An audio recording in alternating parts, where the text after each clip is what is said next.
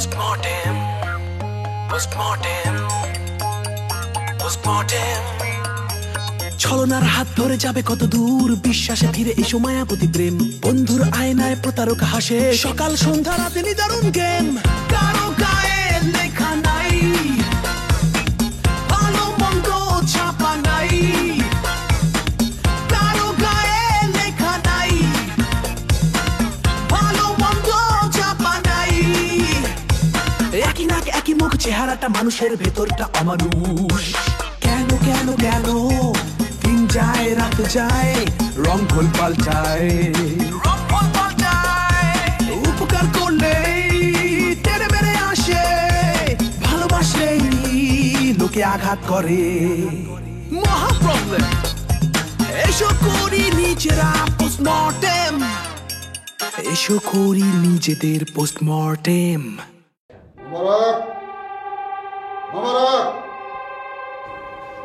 জি sir. আমি তোমার উপরে খুবই বিরক্ত। কেন স্যার? তুমি যে কবিতা লিখে দিচ্ছ, যে চিরকুট দিচ্ছ, তাতে কোনোই কাজ হচ্ছে না। আমি হতাশ। কেন স্যার, ভাবির মন গলেনি? না, মন গলা তো দূরের কথা, মন আরো জমে শক্ত হয়ে পাথর হয়ে যাচ্ছে। সেন্ট মার্টিন গিয়েছো? জি স্যার, গিয়েছি। এত বড় বড় পাথর দেখেছো? জি দেখেছি। ওগুলো পাথর না, প্রবাল, সারা গায়ে কাঁটা কাটা, যদি কারো পা পড়ে রক্ত ঝরে। তোমার কবিতা পড়ে তোমার ভাবি আমার সঙ্গে যে আচরণ করছে, তাতে প্রবালের কাঁটায় আমার পা কাটছে না ঠিকই, বুক কেটে বুকের ভেতর দর দর করে রক্ত ঝরছে। জি স্যার, বুঝতে পেরেছি। স্যার, ভাবির চেহারার বর্ণনাটা কি আমাকে আরেকবার দিতে পারবেন? তুমি গুগলে যাও, লিখো জাপানি গার্ল, যে মেয়েটির ছবি আসবে ধরে নেবে সেটি আমার বউ। কিন্তু স্যার, আপনি তো বলেছিলেন আপনার বউয়ের নাক বোচা। রাইট, জাপানি মেয়ের নাক কি কখনো খাড়া হয়? আর নাক বোচা হলেই কি কেউ অসুন্দরী হয়? না স্যার, সেটা না। আচ্ছা ঠিক আছে, আমি দেখছি। এমন একটা কবিতা লিখবো, সাথে সাথে কাজ হয়ে যাবে স্যার। প্লিজ, আজকে কবিতা শোনানোর পর সে কবিতা ছিঁড়ে ফেলেছে। এমন কবিতা লিখবে যেন সেই কবিতা শুনবার পর সে আমাকে ভালোবেসে জড়িয়ে ধরে। অবশ্যই স্যার, আমি দেখছি ব্যাপারটা।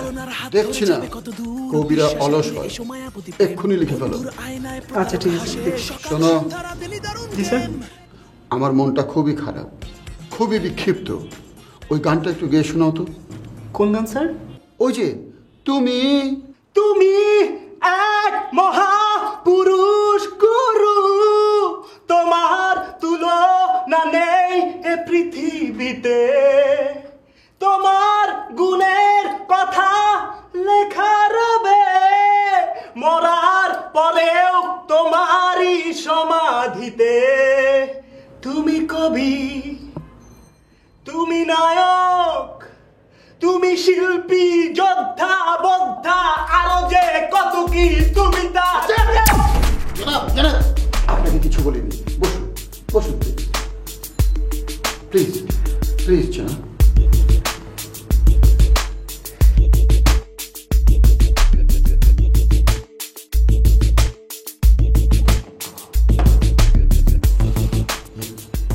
আপনি ভালো আছেন? আলহামদুলিল্লাহ। জি স্যার।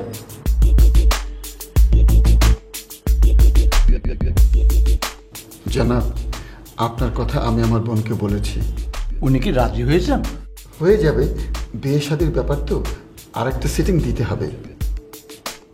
কিছু মনে করবেন না, আমার আপন বোন তো, আমি তো চাইবই আমার বোনের জীবনে যেন কোনো দুঃখ না আসে। আপনি আমাকে নিশ্চিত করতে পারবেন আপনি তাকে শান্তিতে রাখবেন, সুখে রাখবেন? আমি নিশ্চিত করলাম। আরেকটা বিষয়, যদি কিছু মনে না করেন, আপনার ধন সম্পদের বিবরণটা যদি আমাকে একটু বলতেন।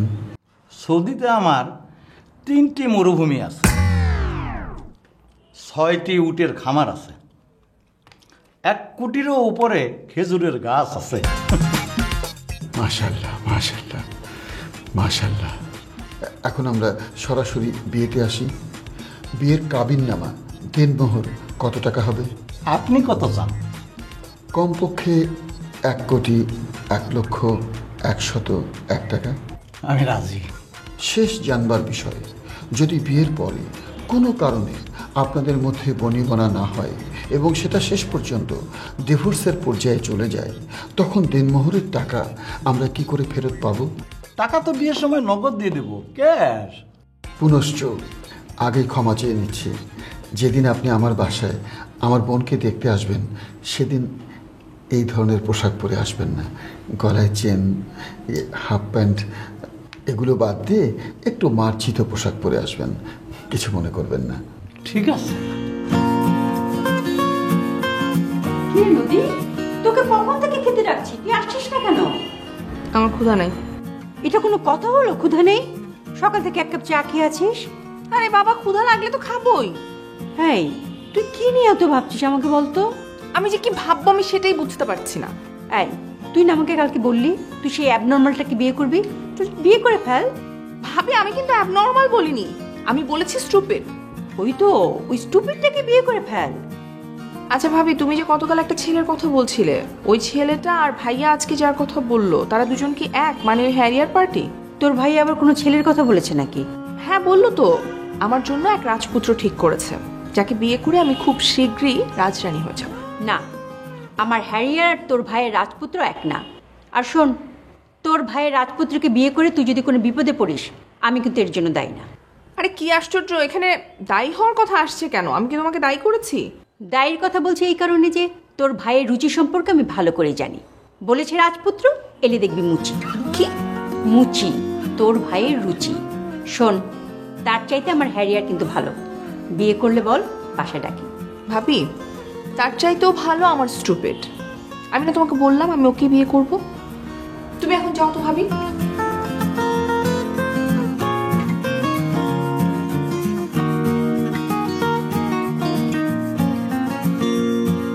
ও আগো আগো বাবা, আর ময়না পাখি নাকি শপিং এ গেছিল।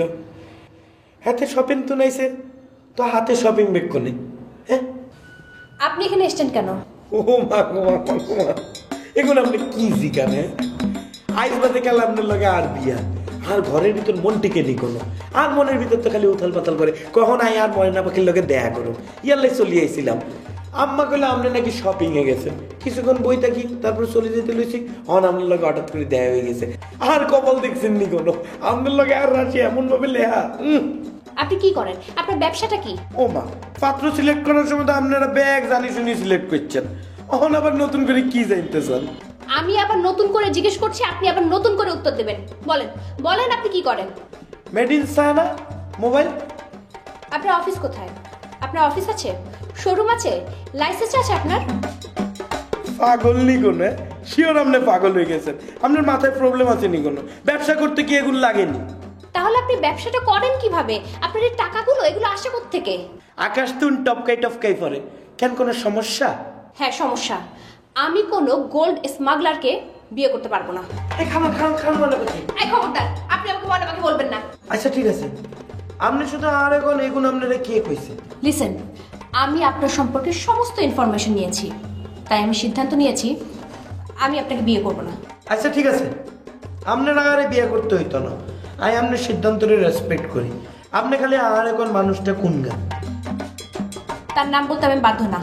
আপনি মানুষের কথা শুনে আর অবিশ্বাস করতেছেন, আপনি অনেক বড় ভুল করতেছেন। আমি কোনো ভুল বুঝি নাই, আমি ঠিকই বুঝছি। আপনি দেখাতে পারবেন আপনার এই ইনকামের বৈধ সোর্স কি? আপনার এই গাড়িটা কোত্থেকে আসলো, আপনার ফ্ল্যাট কোত্থেকে আসলো, আপনার এই ব্যাংক ব্যালেন্স দেখাতে পারবেন? এগুলো আই করতুন দেয়ামু, এটা সম্ভব নি কোনো। তাহলে আমারও আপনাকে বিয়ে করা সম্ভব না।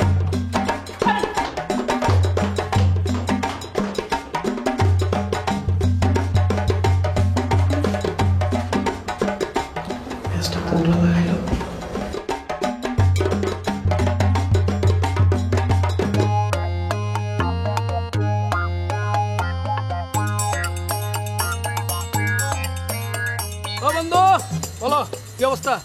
আসি আর কি, এই তুমি তোমাকে ডিজিটাল দুনিয়া মনে করো যে লড়ালড়ি করো, কি আইফোন মাইফোন আছে না নয়া, মনে করো যে মডেল পডেল কি আছে ফোনের? অনেক আছে, তুই কিনবি? হ্যাঁ আমি কিনবার চাই। তোর লাই কিনবি না তোর প্রেমিকার জন্য কিনবি, কোনটা? ওই বেটা, তোরা জিগে গাপ তুলি, তুই ক সিমুল তুলি, কোনটা নয় আছে এটা ক, কিনবো কোনটা?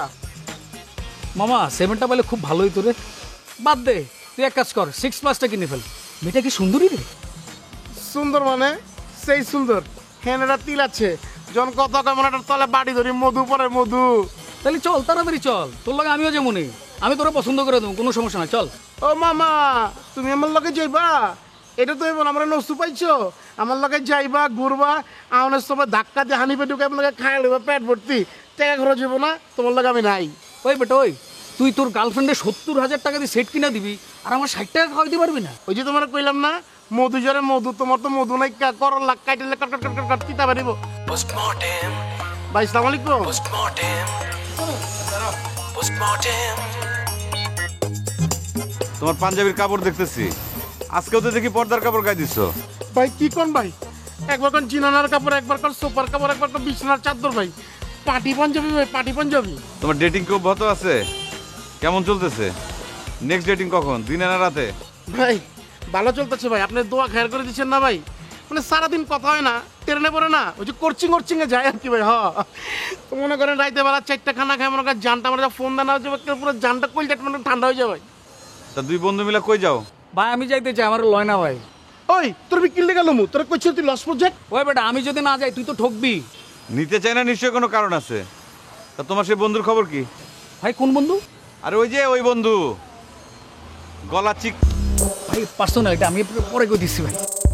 কেন কোনো কথা বলা যাবে না? এখানে তো আমরা তিনজনই পার্সোনাল। তুমি পোল্ট্রিতে তোমার ওই বন্ধুর কথা বলো নাই? কোন বন্ধুর খবর? ওই তুই থাম তো, আমি বাইরে কই দিছি। ভাই ওর মাত্র একটা প্রেম হয়েছে তো ভাই, এই জন্য ওই ব্রেকআপের গল্পটা তারে বলতে যাচ্ছি না আর কি ভাই। তোমাদের এই লুকোচুরি কিন্তু আমার একদম ভালো লাগে না।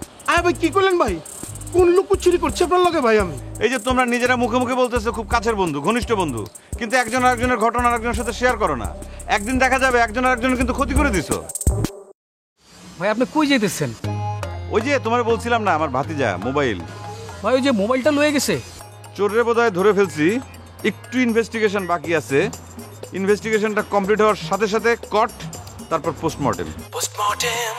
তোমার পাইছি, ভালো হয়েছে, তুমি একটু আমার সাথে আসো। ভাই আমি তো যাইতে পারবো না, আমি ওর সাথে যাচ্ছি তো ভাই। তোর না কইছি আমি তোর লুমু না। আরে বেটা হন, আমি যদি তোর সাথে না যাই তাহলে তুই ধরা খেয়ে যাবি, তুই তো নস্যু বেটা। তুই এদিকে আয় বেটা, আয়। See you soon. ভাই দেখো ভাই চল। একই নাক একই মুখ, চেহারাটা মানুষের ভেতরটা অমানুষ। কোথাও যাচ্ছ? হ্যাঁ কেন? তোমার মুড অফ নাকি? কোথায় যাচ্ছ? সেটা ফিরে এসে বলবো, তুই কি বলবি সেটা বল। আমিও বাইরে যাচ্ছি, তোমার দোয়া নিতে আসলাম। কিসের দোয়া? আজকে ওই স্টুপিডটাকে যেখানেই পাবো সেখানেই বিয়ে করে ফেলবো। তুই ভেবেচিন্তে সিদ্ধান্ত নিচ্ছিস তো? হ্যাঁ ভাবি, আমি চিন্তা ভাবনা করেই সিদ্ধান্ত নিয়েছি। তাহলে তোর ভাই রাজপুত্রের কি হবে? ভাবি তুমি না বললে ভাইয়া রাজপুত্রের চাইতে তোমার হ্যারিয়ার ভালো, এখন আবার এসব কথা কেন বলছো? এসছে। এই যে ভাইয়া।